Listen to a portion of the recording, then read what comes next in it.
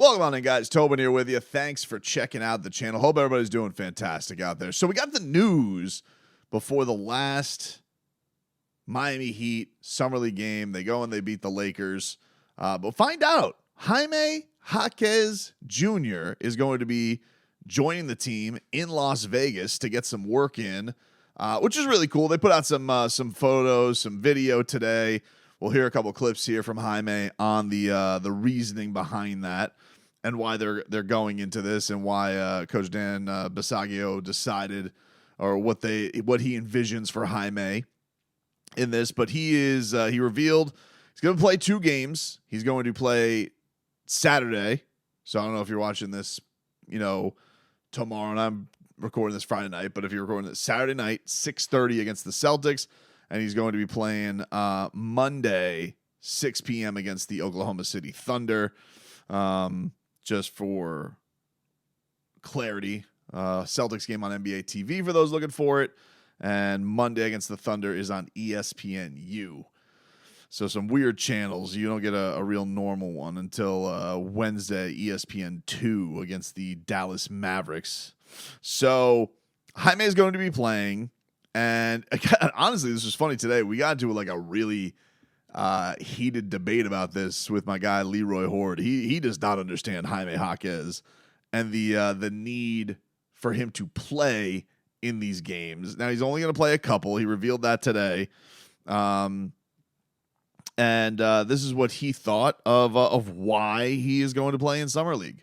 I mean, it's the Heat culture, man. You gotta, want to see what I can do, try to get better, build on my game. Help these guys coming in with the knowledge that I've had from my 1 year. Try to work on my leadership skills. Just a lot of things. Just working on my game, building. Yeah.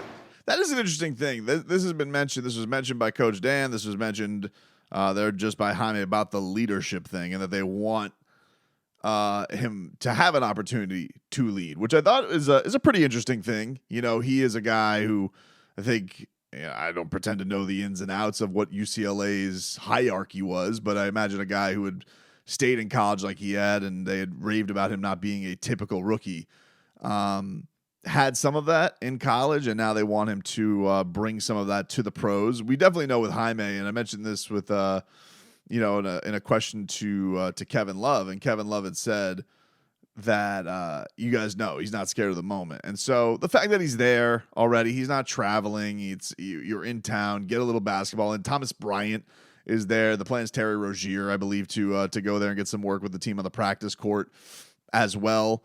But and they also want him, he mentioned 2 things that he wanted to really solidify. I want to be a knockdown shooter, lockdown defender. Those were his 2 big goals. All right, let's see what he can do. I don't have a problem with it. I'm definitely not worried about, injury risk, as we have talked about in the, Nikola Jovic. These things literally can happen anywhere. Nikola Jovic was training and apparently hurt his ankle pretty badly. So you never know when those unfortunate things are coming. I'm not really worried about that. And I do think that, him playing with guys like Ware, playing with Apella Larson, who comes in with that college experience, a key shot. Yeah, give these guys, how did you make that transition, Jaime? You just made this transition, years in college to the pros. What are the big things? I think it's great to have that guy there as a sense of leadership, especially. It's always great to have the guys who are scratching and clawing on the roster. Cole Swider, who's had his qualifying offer rescinded, but who knows if Cole Swider's even going to be here? What if he gets picked up by the Rockets the next day? Who knows? Same thing with Alondas Williams. You do need some person who's there, who's got the experience, who has the security of, hey, I'm going to be part of the Heat, and that's what I think. Jaime is going to bring to the table. But here was Coach Dan Bisagio on why they wanted to bring Jaime in. First and foremost, there's a couple of different areas. Obviously, with a player like Jaime, he's always working to become a better leader. As a rookie, you're kind of thrust into this role, and you have guys that are veterans out there, and so sometimes you're kind of going with them and working with them. And there was games where maybe all of a sudden, maybe we're missing a few guys due to injuries or what have you, and he was able to kind of showcase a little bit of his leadership during the season. And now in summer league, again, he's the veteran. No matter what, we're going to look for him to kind of be the leader out there. So I know number one, that's going to be one of his goals. And then two, we'll get to two here in just a second, but and that may seem like people may roll their eyes at that, but I do think the Heat value that. They've done that with the Max Struses of the world. They've done that, where they do think, hey, you showcase this. I think they were looking to Cole Swider a little bit. He had talked about that, but not only that, but like he may play with a Khalil Ware. He may go out there and he may play with a Pella Larson. So, I don't think it hurts to get that early chemistry, that early relationship there as well. Here's a little bit more from Coach Dan. Obviously want to improve on his reads. So like you said, one-on-one defense, obviously we want to get that. We always want to challenge him to do that. That's a Miami Heat staple. But we also, on the offensive end, he did a great job in the post, in some of his actions, moving the ball, scoring the ball. But we just want to keep working those reads. When you come off an action, can you look at this and can you approach it and say, okay, I have this read. And, he's been working extremely hard behind the scenes. So we're just excited to see how that looks. Yeah. I mean, like, you got to realize it's a couple of games in their whole schedule, which, what do they got? They have, so he's going to play half the games. They'll have two more scheduled. And I suppose, whoever's the best record continues on into all that summer league shenanigan fun. But I really have no issue with this. I think if anything, I think it's kind of cool that the Heat are doing this for Jaime, and it doesn't sound like Jaime has a huge quarrel with it either. Not that he would voice it, but he did have something interesting to say. This has been now something that has been thrown out there by a couple of Heat players this week, where he was asked about the idea of the Miami Heat not really making any moves. And, we had this the other day with Terry Rozier, where he has said, I know the fans are bored and they want to move these, but we're excited to run this back. And it's interesting for Jaime Jaquez, who, I would probably say, it's interesting. A lot of the times we go into these noisy Heat summers, the guy who is the number one asset, you would say probably the first team all rookie. I would say it's probably Jaime Jaquez that most teams would be attracted to acquiring in a deal. But there really hasn't been a lot of that. This has been a fairly quiet summer, and Jaime, appreciates and thinks that the Miami Heat are showing faith in their roster. Absolutely. I think, when you look at what they've been doing in the offseason, they're betting on the guys that they brought in here and, guys that they have drafted. As a player, you got to respect that, and you want to make good on their bets, betting on us. So it's our job, especially as younger guys, myself, Nico, to step up into these roles and, take that challenge. And I think we're both ready for it, especially going into this next year. So he's got 2 years on his belt. I got one, just continue to build off what we've learned and got a lot of experience from this last year and, really excited to see what we can do in this next year. I think the one thing that I look for, and I know the fan base does remain, antsy or bored, if you want to use Terry Rozier's term, but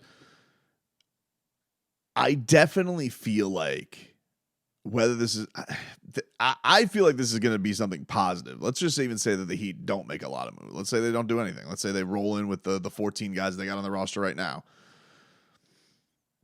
I think there is something to the idea of the Miami Heat just coming in with just less circus in the summer, right? This is going to be a year they got embarrassed, they got humbled, but there really wasn't that much fodder, right? This has not been a summer of Dame where there were rumors every single week. This has not been a summer of Spida KD where the Miami Heat fan was, where baby Tyler Hero was. This was not even the summer of James Harden where Duncan Robinson, Tyler Hero had to deal with all this stuff. I've been saying Tyler Hero, quiet summer. But the thing that was interesting last year is even Jaime, before he played in a Heat game, knew that he might have been some potential trades. I talked about this with him at media day. Same thing with Nico. Nico telling international media last year, I don't want to leave the Miami Heat.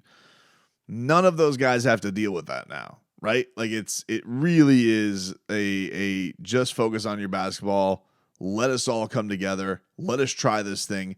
No guillotine of a trade that's hanging around the team. Like, let's just go improve ourselves, go with this roster, hope things go a lot smoother than they did last year, and maybe just vibes, improvement of young guys. We can quibble about, is it a title contender? What is it going to be? All right, fine. That's going to just have to play out with itself in the season. But the cohesion and the vibes just being a lot better, knowing that these are talented guys. Like, we could sit here, say whatever you want, be pissed about the order, but I think individually, you look at, there's not a lot of guys on this roster, and you're like, that guy's a bum, sucks, you know?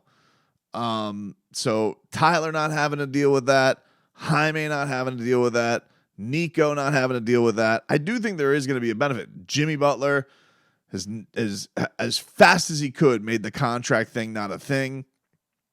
And I do wonder, with all of that just to the side, no drama, just go in and play basketball, be available, be ready to go. Hopefully the health gods shine better on you, even though the summer with the Jovic thing has not been off to a great start with that. Hopefully all of that will just lead to things starting way better than they did last year, and that can just get a little bit of momentum going, and we'll see where the season takes them. But there does seem to be a level of appreciation from the guys that, hey, laugh at the front office if you want, that they, you know, the Barry Jackson, they like their team, accept reality, laugh at the meme all you want, but there is some validity to it, especially for the regular season. Playoffs, we'll have to get there. You need a Jimmy Butler in the playoffs. You need a primed up, ready to go, best player in the Eastern Conference, Jimmy Butler, to have a real crack at this thing. Is that guy still there anymore? That's going to be the big thing we have to find out. I still believe in him, but I know I get that a lot of people are, you know, looking at the water, ready to jump ship. I'm not doing that. But for the regular season, definitely there has to be a feeling of more cohesion, more consistency. This roster can definitely be better and finish better than where they are. People like to kind of throw that number. I know Zach Lowe said, oh, they've been a 6 seed or lower 3 out of the last 4 years. Like, that's cute. But, like, what is the real margin of that and difference in these years that have played out? So it has been interesting to hear from guys on the roster that appreciate the quiet summer, and here's to wondering, what is that going to mean to start this season with these guys feeling maybe a little bit more comfortable that they weren't going to get that Woj bomb any second now.